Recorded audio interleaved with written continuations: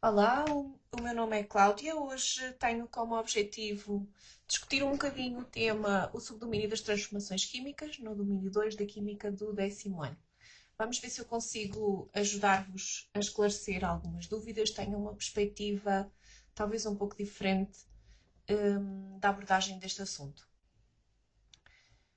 Neste vídeo vamos começar por verificar como é que acontece uma reação química, quais são os tipos de sistemas que existem. Vamos estudar a energia envolvida numa reação química, o que é que acontece para quebrar ou para formar uma ligação química e que tipos de energia estão por trás destes efeitos. Depois vamos fazer o balanço energético num sistema isolado e num sistema não isolado e finalmente vamos calcular a variação de entalpia trabalhando o balanço energético numa reação em concreto. Como é que nós olhamos para uma reação química? Temos que analisá-la do ponto de vista do microscópio. O microscópio aqui, entre aspas, temos que ir ver o mundo das partículas. Então, basicamente, uma reação química é uma transformação que leva um conjunto de reagentes a modificar-se e a transformar-se em produtos de reação. Escrevemos uma equação química para representar uma reação química e é a lei da conservação da massa ou a lei de Lavoisier que está por trás da escrita dessa equação química. Basicamente, eu tenho que ter o mesmo número de cada tipo de átomo presente na reação, nos reagentes e nos produtos de reação. Lembrar que os reagentes são descritos do lado esquerdo da seta numa equação química e os produtos estarão sempre identificados do lado direito. Então, o que é que muda quando acontece uma reação química? Basicamente é a forma como os átomos se associam, se agrupam nas moléculas ou nos agregados iónicos que intervêm nestas reações químicas. Basicamente, o que está aqui por trás é uma variação na energia potencial das ligações dos reagentes e dos produtos de reação que permite fazer a distinção. Então, nos reagentes, o que eu vou ter aqui é a necessidade de um rompimento, uma quebra de todas as ligações envolvidas em todas as substâncias presentes, e para que isto ocorra é necessário absorver energia. Já do lado dos produtos de reação, tem que se formar novas ligações, implicando a libertação de energia. Para que isto aconteça, então, basicamente, parte da energia vai ser usada para romper todas as ligações, passamos a ter uma espécie de sopa de átomos, e esses átomos que não são estáticos continuam a movimentar-se, vão colidir, envolvendo-se depois na formação de novas ligações, libertando energia cada vez que isso ocorre. Para podermos perceber como é que isto acontece, vamos estudar um pedacinho os diferentes tipos de sistemas. O sistema aberto permite trocas de energia e de matéria, basicamente entre o sistema e a vizinhança, enquanto o fechado apenas permite trocas de energia. O isolado não permite nenhum tipo de trocas. Às vezes convém trabalharmos isto num exemplo. Se eu pensar num sistema aberto, posso pensar num copo de sumo. Eu posso pegar no meu sumo e no meu copo de sumo e colocá-lo no frigorífico a arrefecer ou deixá-lo ao sol a aquecer. Também posso beber 2 goles ou enchê-lo. Portanto, tenho aqui trocas de energia com o aquecimento e o arrefecimento e trocas de matéria, encher ou beber. O sistema fechado, posso considerar aqui a minha garrafa de sumo, desde que ela tenha a tampa. Eu não posso retirar sumo nem colocar nada lá dentro, mas eu ainda posso pôr dentro do frigorífico ou deixar ao sol a aquecer. Portanto, permite as trocas de energia, mas não de matéria. Na realidade, os sistemas isolados não existem, são uma utopia. O único sistema efetivamente isolado que existe é o universo, porque engloba tudo o que existe. No entanto, existem boas aproximações. Sempre que falamos em termos, os termos são aproximações, só escrever aqui direito, são aproximações a sistemas isolados. Pelo menos durante algum tempo, eles são capazes de manter a temperatura do seu conteúdo e, se estiverem fechados, não permitem a troca de matéria. Nós vamos usar esta nomenclatura mais à frente neste vídeo para podermos explorar o que é que acontece numa reação química em termos de energia. Então, se o objetivo é falarmos de energia, vamos ver a energia das ligações químicas, vamos estudá-la do ponto de vista da energia potencial das interações que ocorrem entre as partículas. Basicamente, este gráfico é o gráfico que é apresentado no início do domínio 2, na parte da ligação química, para estudarmos o que é que acontece numa ligação química. E o subdomínio 2.3 das transformações químicas está acoplado de alguma forma a este domínio porque se relaciona com ele. Então, normalmente, nesta altura, costumo sempre rever o gráfico para percebermos de que é que estamos a falar. Temos aqui uma primeira situação em que os átomos estão separados o suficiente de maneira a que não ocorra interação entre eles. Se não ocorre interação, é porque a energia potencial está no zero. A energia potencial traduz exatamente isso mesmo, a forma como as partículas interagem umas com as outras. E à medida que estes dois átomos se aproximam, o que vai acontecer é que eu vou ter um aumento das interações, um aumento da atração, das forças atrativas entre os dois átomos. As forças atrativas, durante esta fase 2 do meu esquema, prevalecem sobre as forças repulsivas.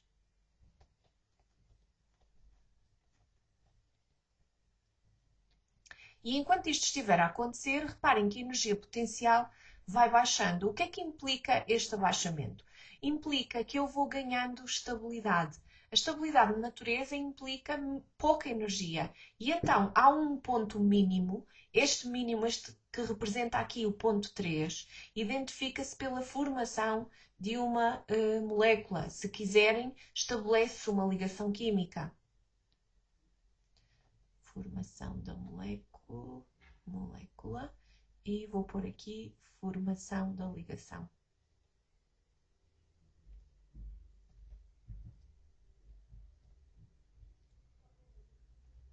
Então, basicamente, neste ponto 3 é quando eu tenho o máximo de estabilidade.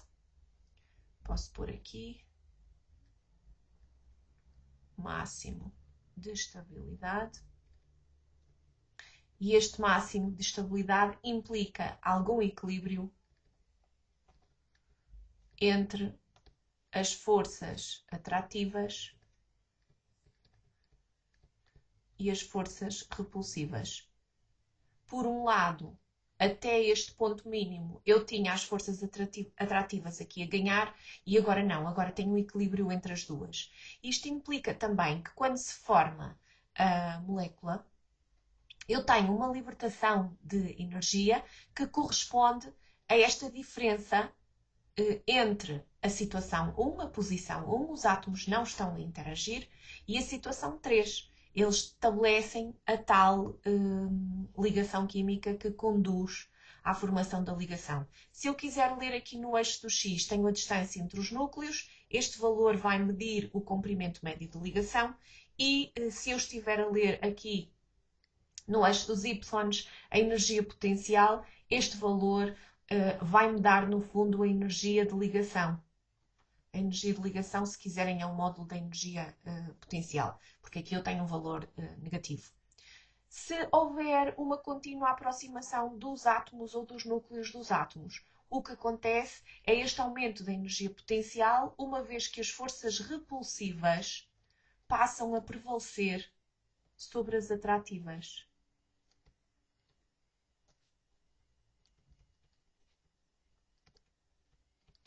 A proximidade é de tal ordem que as cargas positivas dos núcleos e as cargas negativas das nuvens vão interferir, repelindo os dois núcleos, criando instabilidade até eventualmente os núcleos se separarem e voltarmos a ter uma situação sem nenhuma interação. Então, basicamente, eu preciso, quando estabeleço a ligação, libertar energia passa de 0 a um valor negativo, energia potencial. Se eu quiser quebrar essa ligação, será necessário absorver energia na mesma medida. Portanto, o módulo da energia de ligação e da energia de dissociação é o mesmo. Só que um terá valor positivo, o outro terá valor negativo. Basicamente, a convenção, o que ficou definido pelos cientistas é que a energia que é absorvida tem um valor positivo, a energia que é libertada tem um valor negativo. Isto é importante no âmbito da energia interna de um sistema. Se eu tiver um sistema isolado, e isto é muito importante nesta fase, perceber que consoante o tipo de sistema eu posso ter uma situação ou outra, num sistema que é isolado, não permite trocas nem de matéria nem de energia com o exterior, com a vizinhança, então a energia total do meu sistema tem sempre o mesmo valor, ela mantém-se constante. E essa energia pode existir em dois formatos. Só existem dois tipos fundamentais de energia.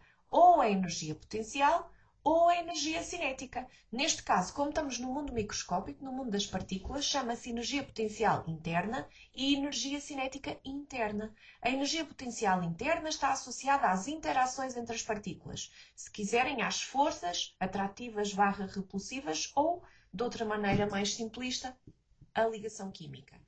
A energia cinética está associada ao grau de agitação das partículas. Se elas estiverem muito agitadas, vocês no 8º ano estudaram isto, é porque a sua temperatura é maior, menos agitadas a temperatura é menor. Não a temperatura das partículas, a temperatura da substância onde estas partículas estão mais ou menos agitadas. A soma destas duas parcelas vai dar ou vai corresponder à energia interna que, então, num sistema isolado, se mantém constante.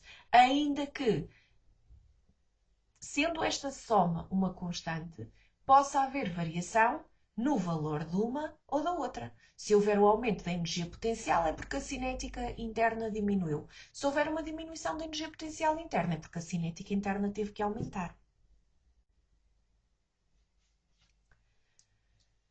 Aqui, em resumo, então, a energia interna é a soma da cinética e da potencial, ambas internas, e aqui também importante definir que se eu tiver as partículas de uma substância muito agitadas, elas apresentarão maior energia cinética interna, maior a temperatura do corpo do qual elas fazem parte. Se eu pensar na energia potencial interna, ela varia consoante a massa do corpo, porque se eu tiver um corpo com uma massa maior, tenho mais partículas e mais partículas resultam em mais interações, portanto, maior energia potencial interna. Lembrar que eu posso exprimir a energia interna, tal como fiz aqui, com E interna, mas também alguns manuais apresentam o U, a lógica é a mesma. Também convém perceber que a temperatura de um corpo é uma medida do grau de agitação das partículas que o constituem. Qualquer variação de energia interna que ocorra numa reação química deve-se sempre às variações da energia cinética e às variações da energia potencial internas. Vamos então fazer o balanço energético consoante o tipo de sistema que estivermos a trabalhar. Eu vou começar pelos sistemas isolados, parece-me que é mais lógico pensar primeiro no que é que acontece no mundo microscópico e depois então passar para fora do sistema com a segunda parte deste tipo de reações. As reações químicas podem classificar-se do ponto de vista da energia em 3 tipos: exotérmicas, endotérmicas e as reações atérmicas. As atérmicas ocorrem sem variação de temperatura, as outras duas ou há aumento ou há diminuição da temperatura do sistema. Nós vamos ver primeiro as reações exotérmicas, mas a perspectiva é sempre partir do sistema isolado. Então, eu tenho aqui um gráfico. O gráfico ajuda-nos a perspectivar tudo isto.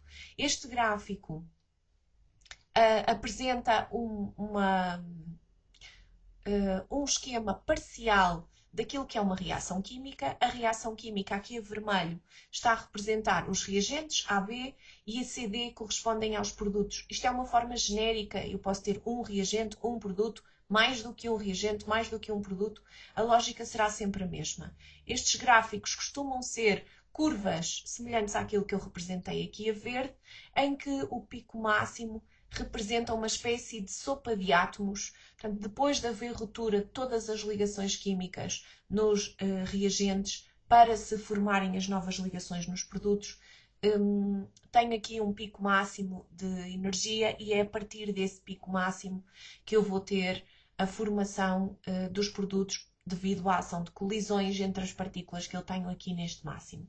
Ainda assim, olhando na perspectiva do que está efetivamente desenhado, excluindo aqui a minha curva, esta energia que aparece aqui no eixo dos Y é uma energia potencial e este aspecto é importante reter. Portanto, vai estabelecer o que é que acontece em termos de ligações químicas e aqui eu tenho claramente dos reagentes para os produtos uma diminuição da energia potencial. Se um sistema é isolado, a energia total ou interna do meu sistema mantém-se constante. Se eu tenho uma diminuição da energia potencial interna, é porque a cinética teve que aumentar. E se a energia cinética interna aumentou, é porque aumentou também o grau de agitação das partículas. E se elas estão mais agitadas, automaticamente eu vou ter um aumento da temperatura do sistema que eu estou a considerar. Este é o primeiro aspecto a reter. Uma reação exotérmica implica sempre aumento da temperatura do sistema. Nas reações endotérmicas, eu vou ter o processo inverso. Portanto, num sistema isolado, a energia total, a energia interna, mantém-se constante. Se eu olhar para o meu gráfico, este gráfico tem sempre a energia potencial no eixo dos Y. Os reagentes apresentam menor energia potencial que os produtos, o que significa que eu tive um aumento da energia potencial interna. Este aumento, se a energia total é constante, e não se esqueçam que a energia total é a energia potencial interna mais a energia cinética interna, se a potencial aumentou, só aumentou porque a cinética teve que diminuir. E se a cinética diminuiu, é porque diminuiu também o grau de agitação das partículas. Nestas circunstâncias, se as partículas estão menos agitadas, então eu tenho uma diminuição da temperatura do sistema. Este é o segundo aspecto a reter. Numa reação endotérmica, eu tenho diminuição da temperatura do sistema. O que é que muda desta lógica se o sistema não for isolado? Basicamente, passam a ser permitidas as trocas de energia com a vizinhança. E então nós temos de procurar perceber como é que essas trocas ocorrem e porquê. Vou voltar às reações exotérmicas. Se a temperatura do sistema aumentou porque a reação que ocorreu é exotérmica, basicamente o sistema, desde que ele não seja isolado, vai procurar atingir o equilíbrio térmico. O que é isto do equilíbrio térmico? A lógica é a mesma se nós tivermos uma chávena de um chá quente e pousarmos em cima da mesa num dia de inverno. Automaticamente a temperatura do chá vai diminuir ao longo do tempo, até o chá estar à mesma temperatura que tudo o que se encontra em seu redor. É isso que acontece. Porquê é que acontece assim? Porque a energia do chá quente foi transferida para a vizinhança, para o exterior, até se atingir a mesma, até que os dois, sistema e vizinhança, estejam à mesma temperatura. E a reação química vai ocorrer exatamente da mesma forma. A nossa reação vai procurar atingir o equilíbrio térmico, permitindo as trocas de energia do sistema para a vizinhança. Então, o sistema vai transferir energia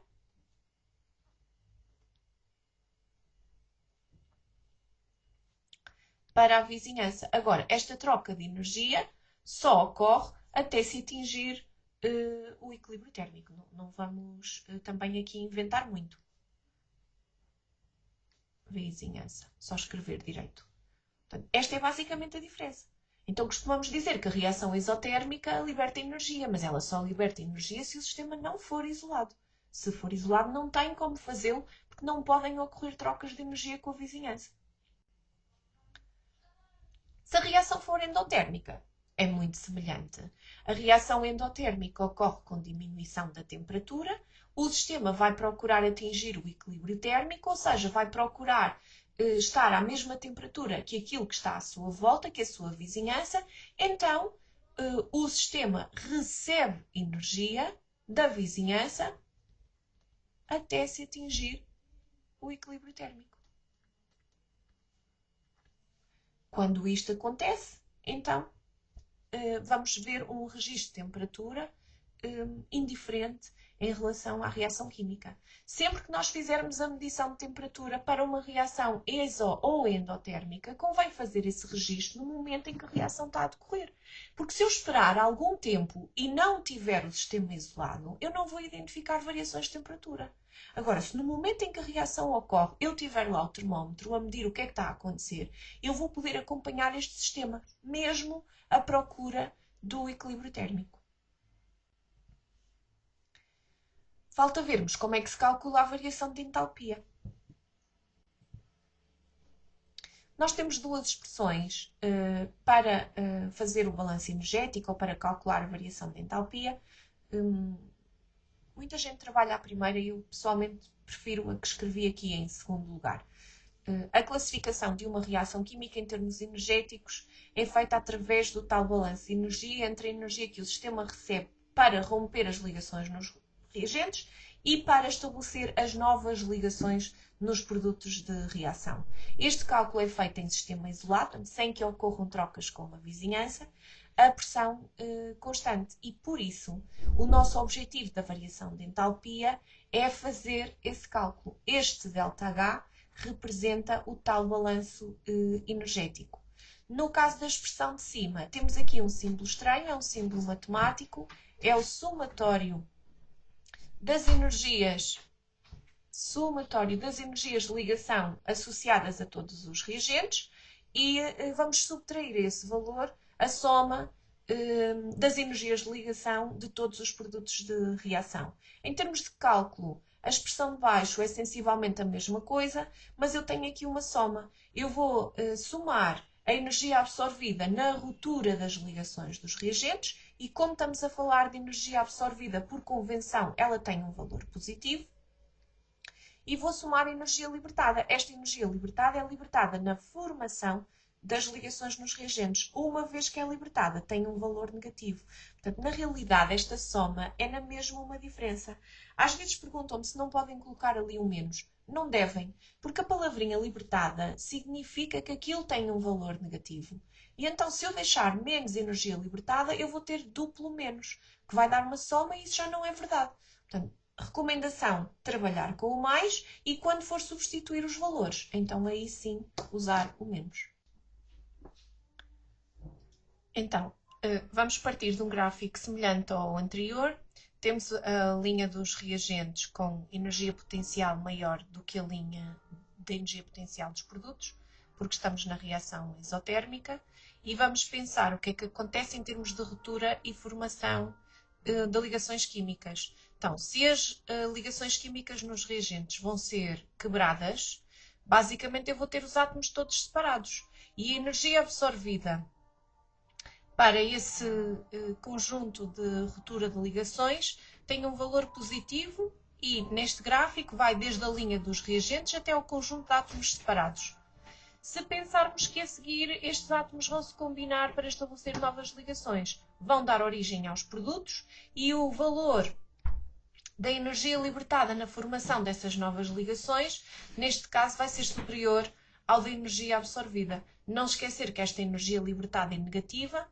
Nestas condições, a energia libertada é maior do que a energia absorvida na reação exotérmica, o que faz com que, quando eu vou somar estas duas parcelas no cálculo do ΔH, só colocar aqui, lembrar que a energia absorvida é positiva e a libertada é negativa, então a parcela da energia libertada é maior, o ΔH vai ser negativo. Também posso usá-lo para representar como a energia que vai desde os reagentes até aos produtos da reação. Isto aqui é a minha variação de entalpia e será negativa.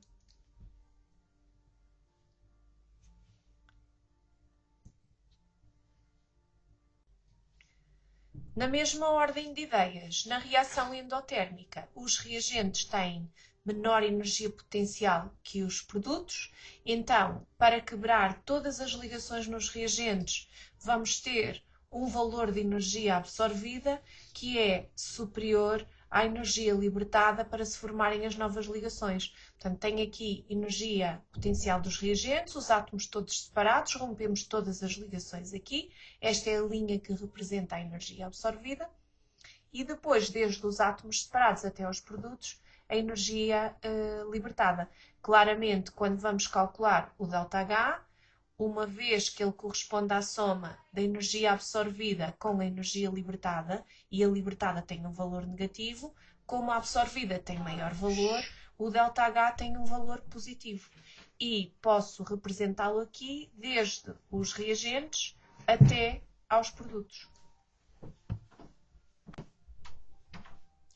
Como é que fazemos estes cálculos da energia absorvida e da energia libertada? Basicamente, precisamos de tabelas com as energias de todas as ligações possíveis de ocorrer na reação química que estivermos a estudar. Nós vamos ver um exemplo já a seguir. Esta tabela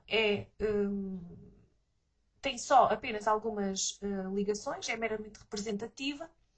Manuais diferentes podem ter tabelas semelhantes com valores de energia ligeiramente diferentes. Vamos trabalhar então um exemplo para determinar a variação de entalpia de uma reação. O balanço energético é feito somando a energia absorvida na ruptura das ligações dos reagentes com a energia libertada na formação das novas ligações nos produtos e com a ideia que a energia absorvida tem um valor positivo e a libertada um valor negativo. Nós temos aqui 4 ligações CH, nós podíamos calcular a energia absorvida separadamente da libertada. Eu vou arriscar e pôr aqui tudo junto num parênteses reto. Então, as 4 ligações, 4 vezes a energia CH. Convém identificar, para eu depois poder ir à tabela e identificar o valor. Tenho ainda 2 ligações covalentes duplas entre os átomos de oxigênio, 2 vezes a energia da ligação O duplo O, a energia absorvida fica aqui toda e agora então passar o sinal positivo a negativo porque vou substituir pelos valores da energia libertada. Onde é que eu tenho energia libertada? Tenho energia libertada na formação destas 4 ligações OH, então 4 vezes a energia de ligação OH. Há aqui um erro comum que é os alunos costumam colocar aqui só expressamente a ligação, mas nós estamos a fazer cálculos com a energia. E vou somar a energia das 2 ligações C dupla O presentes na molécula de CO2. Então, 2 vezes a energia C dupla O. Também há aqui erros comuns, que é não considerar a proporção da reação. Nós temos aqui o valor relacionado com os acertos que nos diz quantas moléculas são e é preciso multiplicar o número de ligações que existem em cada molécula pelo número de moléculas. Nesta fase, eu já consigo usar a minha tabela para substituir os valores. Vou passar o parênteses reto a um parênteses curvo. Tenho aqui 4 vezes a energia CH, que é de 413. Portanto, já posso substituir, mais 2 vezes a energia da ligação O dupla O, que é 497.